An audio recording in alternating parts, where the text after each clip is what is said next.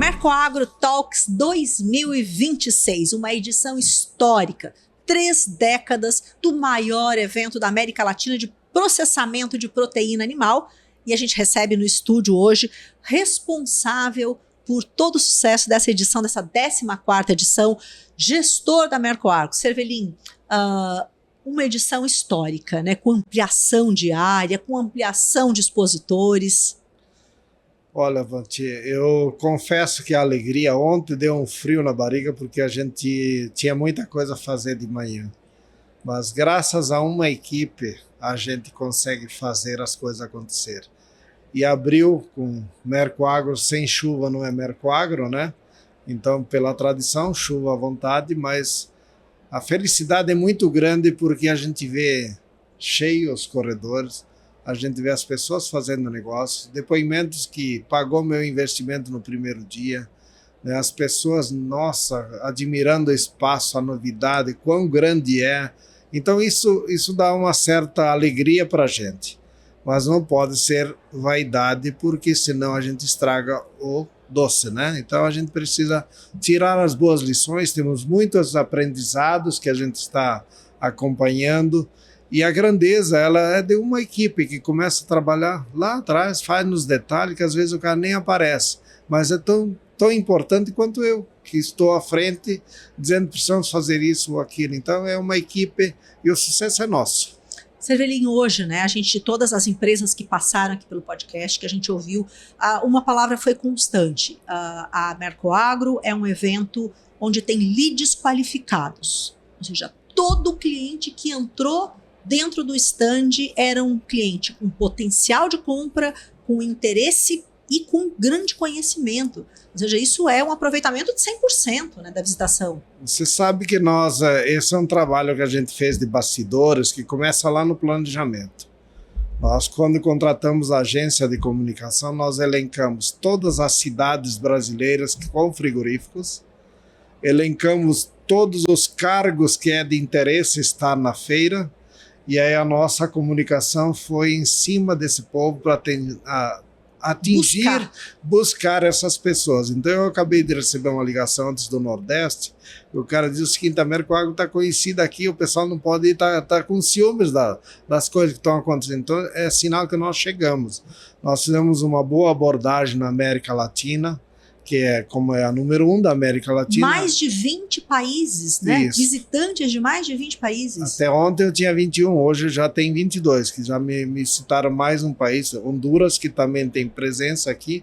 Então isso mostra que a grandeza que Chapecó oferece um evento chamado Mercoagro. A gente percebeu também assim, a presença maciça de diferentes níveis dentro da empresa. A gente tem diretores industriais, você vê engenheiros industriais, né, de plantas de produção aqui dentro. A gente viu lideranças, CEOs, presidentes de empresa. Então, assim, engenheiros de alimentos. Então, as empresas vieram com equipes grandes. E a gente vê pela camisa, né, os nomes conhecidos, né, de todas as maiores agroindústrias do país estão circulando nos corredores com diferentes interesses, né? É gente que compra aditivo para a indústria de alimentos, é gente que compra refrigeração, vem times inteiros, né? A pluralidade da feira no segmento, que abrange toda a cadeia da industrialização, ela está presente aqui. Então, eu, se fosse um CEO de uma empresa, queria que a maior parte das minhas pessoas, porque tem um histórico da Mercoagro que o CEO ia comprar uma máquina e, por estar em Chapecó, vem um operador de produção que faz a higienização. Ele chegou e disse: essa máquina é dura de limpar. E para quem trabalhou na agroindústria, sabe o quanto a higiene e a limpeza e a segurança alimentar é importante. Isso fez com que tivesse 2 upgrades. A melhoria do processo com a compra da máquina e a melhoria da máquina. Então a Mercoagro tem essa essência que conecta o negócio com a solução que o empreendedor precisa. Cervelin, das pessoas, das empresas que eu entrevistei aqui, 100% das empresas relataram exatamente isso, de que toda a melhoria do processo, falei, como que a empresa evoluiu? Ele falou, nós ouvíamos a dor do comprador, Ele vinha com um problema e nós trabalhávamos juntos na solução. E ele falou, e as empresas evoluíram a partir, né, dessa onde todo mundo ganha, né? E essa troca, muito dela, da evolução da cadeia, passou pela Mercoagro nessas 14 edições, né? Então veja o seguinte, eu estava de manhã pelo seminário, que também é nosso parceiro da 14ª edição do Seminário Internacional da Carne, um evento de conhecimento alto nível, mais de 300 profissionais participando, e aí nós tivemos o seguinte, uma apresentação da logística, do destino das nossas carnes, e aí os números que representam o agronegócio para Santa Catarina. Hoje, o agronegócio, as indústrias têm 4.500 vagas abertas para trabalhar. Aí, quando apareceu o humanoide andando por ali, as pessoas já se disseram o seguinte, nós precisamos disso para desossar frango, precisamos disso para pendurar frango, precisamos disso para várias atividades que vão ser substituídas. Desafio para as empresas de automação. Exatamente. Então, aquilo que é repetitivo é possível de mecanizar e automatizar. Aquilo que é força, é guindaste, é força hidráulica. E eu digo o seguinte, mas a inteligência humana vai estar por trás disso. O ser humano não será substituído na íntegra porque ele precisa comandar a máquina, precisa dar a programação, precisa dar a seletividade daquilo que vai fazer. Então a Mercoagro para mim é uma alegria porque eu acompanho desde lá, quando eu era visitante, né, que eu venho da agroindústria. Era comprador. Não comprador, mas era meio que espionando os processos, né? E aí a gente vê, depois de 95, eu passei a fazer parte da gestão dessa feira.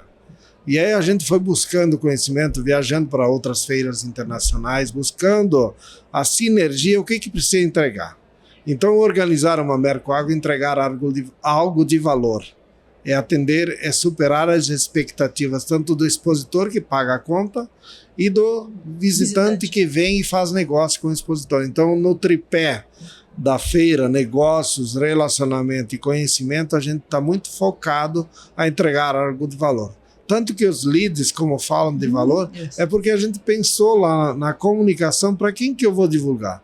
Nós não fazemos propaganda na televisão, não fazemos propaganda em rádio, visita Mercoagro, apenas credencie-se, porque lá ele vai ver que tem regras para estar. Ele precisa ser membro desse mundo para participar aqui, porque senão vira uma feira sem interesse. Visitação e a gente tem limitações. Não é volume, né? Não é volume, aqui é qualidade. Então a gente entrega sempre na Mercoagro um público de qualidade. E a felicidade de ver cada vez mais evoluções, tanto da parte dos expositores, quanto em tamanho da feira, quanto em organização, isso é uma alegria, um desafio cada vez maior para nós. Nessa edição, mais expositores, a gente conversou aqui no podcast com várias empresas que estão pela primeira vez no evento, empresas que desejaram, que esperaram por esse momento, visitavam e queriam estar aqui, e esse ano a ampliação permitiu que essas empresas tivessem, né? E são empresas que vieram de diferentes segmentos, incrementando a feira, né? Perfeito. A gente tem uma política da lista de espera de que não seja mais do mesmo, porque a qualidade da feira precisa entregar algo que... Um mix de produtos. Mix de produtos, mix de soluções, tecnologias. A gente esse ano trouxe as startups para dentro com tecnologias ligadas ao setor.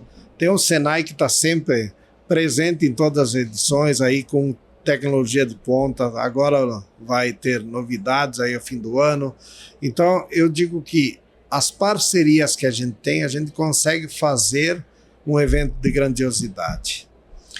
Dentro desse processo, né, nesses 30 anos, agora olhando para frente, Cervelin, a edição nem terminou, mas já existe um trabalho, um planejamento, para onde a Mercoagro está olhando nesse momento? Olha, eu posso te garantir que já trabalhamos na Mercoagro 2028 bastante já. A gente tem intenção de ampliação, manter uma renovação bastante grande. A gente já desenvolveu uma tecnologia em parceria com profissionais aí que permitem o próprio expositor renovação automática, que daí ele pode pagar em mais vezes, pode reservar seu espaço. 2 anos para se programar, né? 2 anos para se programar, então ele paga de uma forma suave e a gente consegue manter o espaço dele. Se ele não quiser renovar, ele automaticamente, passado um período, ele libera o espaço. E aí nós temos a lista de espera que a gente precisa trabalhar. Mas a gente caminha sempre crescer com qualidade, entrega com qualidade, fazer com que haja uma sinergia com quem vem para a Mercoagro, volte melhor e satisfeito, e o que expõe também pague seu investimento e retorne com desafios de produzir e atender os leads que ele captou durante a feira. A gente percebe que é muito rico o ambiente da feira, ele é muito rico no momento em que o engenheiro industrial, onde a equipe de mecânica de uma empresa vem e ela colabora. Né? Então a empresa, quando ela sai daqui, além de vendas, ela tem insights, né? Ela percebe, ela consegue ler.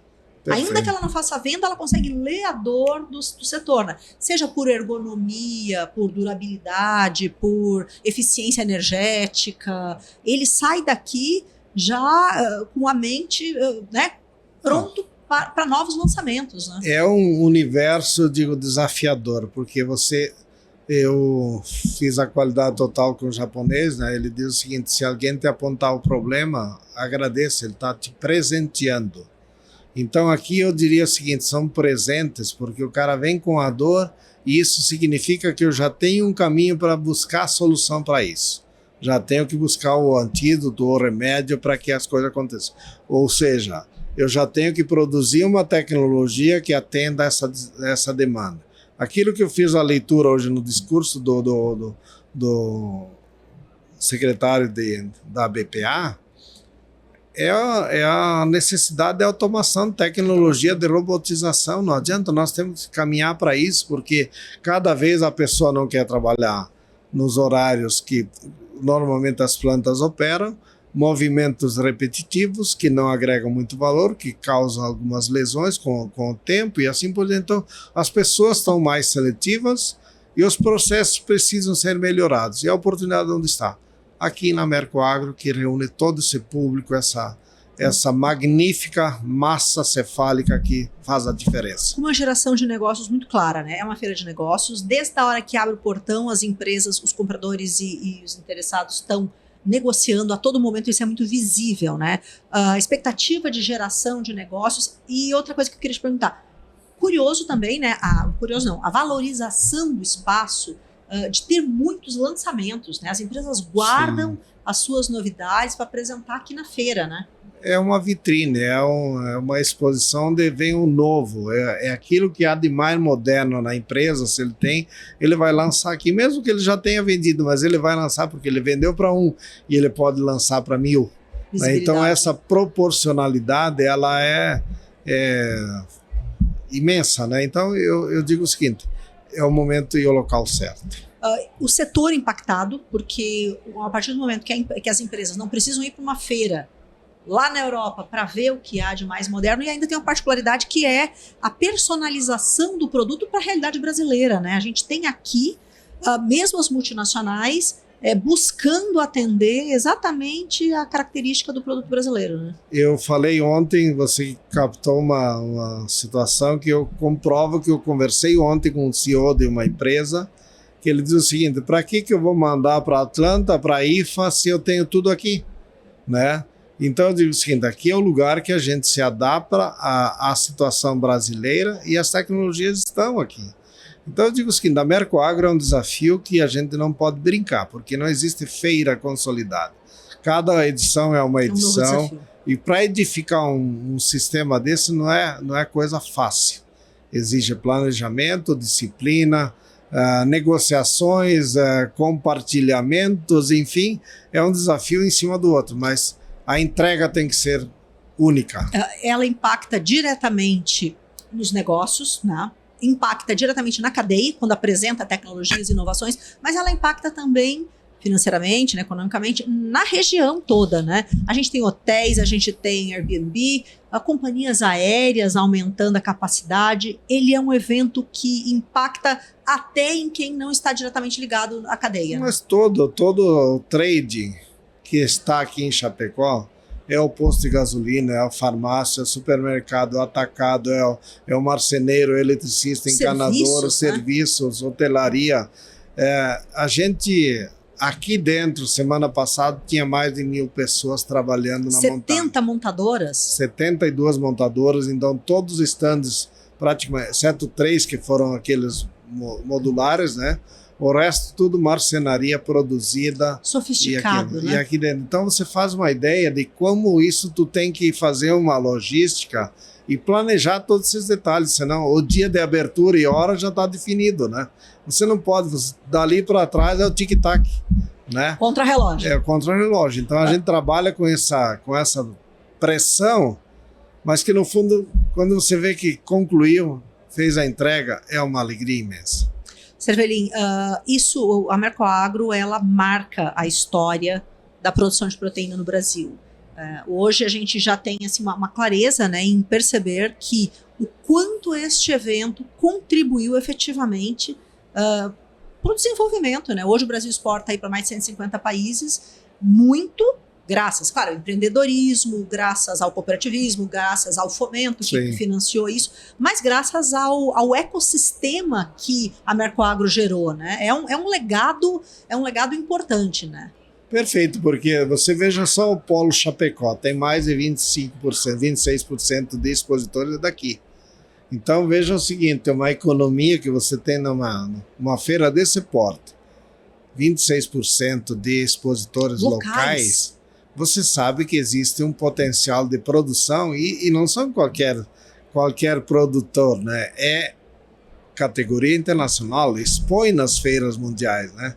Então eu quero dizer o seguinte, Chapecó se beneficia também pela natureza de uma região que focada ao agronegócio e também por esse polo de produção de equipamentos que foi demandando cada vez mais e as pessoas foram se especializando. A oportunidade fez o negócio. Vamos dizer, há 3 décadas, né, o Brasil, Santa Catarina, comprava agroindústria, comprava fora. Né? Ela ia para feiras fora, ela comprava de fornecedores. Hoje, as multinacionais, elas precisam ter estrutura local para atender um mercado como é o mercado brasileiro hoje, né? Então, isso transformou o perfil, né? O Brasil deixa de ser um fornecedor de commodity e passa a ser um fornecedor de produtos com valor agregado, né? Eu tenho essa certeza que marca essa mudança na história. Contribuiu para todos os segmentos a evolução do processo produtivo e do processo de equipamentos. Então essa sinergia elevou o potencial que nós estamos hoje acessando a todos esses mercados com competitividade, né? Então a gente só não é competitivo quando caso de guerra, por exemplo, agora que o frete disparou, né? Então o diesel, que é um insumo importante, afeta todo mundo, mas por outro lado, a cadeia de produção de alimentos vai sempre ser favorecida e o Brasil tem esse potencial de ampliação sem devastação e com tecnologia. E hoje a gente tem essa percepção, né, pós-pandemia, né, de que soberania alimentar, a gente viu, né, quantos países que não tinham autonomia, né, não tinham soberania alimentar e que sofreram.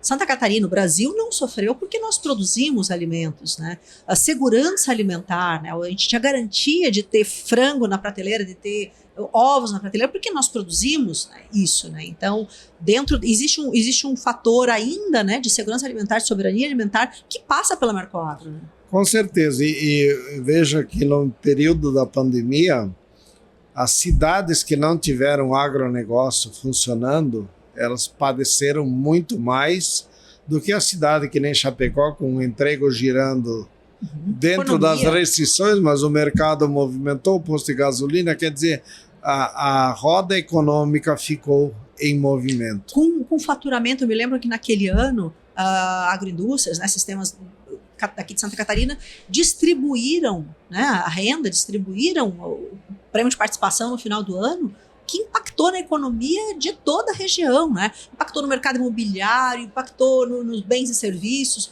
tudo em anos. E outras regiões que não tiveram esse aporte, Chapecó especificamente teve aporte extra, porque continuou produzindo e mais ainda. Né? Exatamente. Então, esse associado de sucesso, ele não é uma única folha que cresce isoladamente. São fatores. uma toceira que Um vem ecossistema todo. fertilizada, que se apoia uma na outra e vai dando seu melhor, e o resultado culmina com um ponto de encontro de processos e os que vão em busca da tecnologia. A equipe Mercoagro, a equipe que trabalhou nos bastidores, uma equipe grande que ficou durante todos esses 3 anos, porque teve esse gap da alteração de data, trabalhando, dorme em paz, volta para casa feliz com o que foi entregue?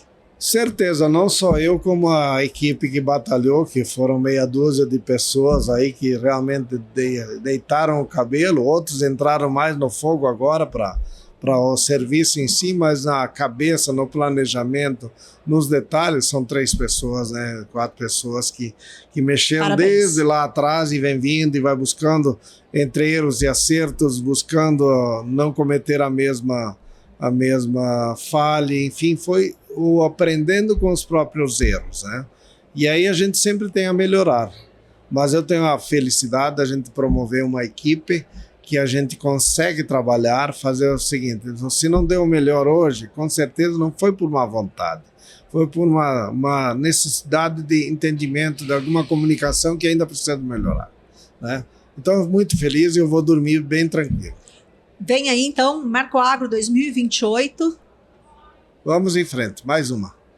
Muito obrigada, Cervelin. Parabéns para toda a equipe, parabéns para os patrocinadores. A gente conversou aqui com um banco de fomento, conversamos com o Unimed, conversamos com o BRDE, patrocinadores parceiros, né, Cervelin? A gente percebe que são empresas, são entidades que apoiam, que acreditam, que caminham junto, né, que têm a percepção de que se retroalimentam, né?